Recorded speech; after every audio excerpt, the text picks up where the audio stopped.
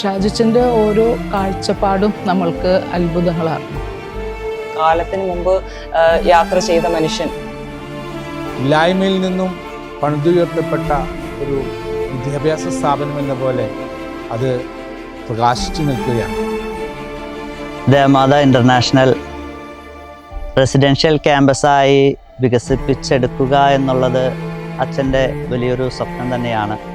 ആ സ്വപ്നം കണ്ടിന്യൂ ചെയ്യുകയും അത് പൂവണിയിക്കാനും സാധിക്കുക എന്നുള്ളത് ഇവിടെ വരുന്ന ഓരോ ഫാദേഴ്സിൻ്റെയും കൂടി ഉത്തരവാദിത്തമായിട്ട് ഞാൻ കാണുന്നു.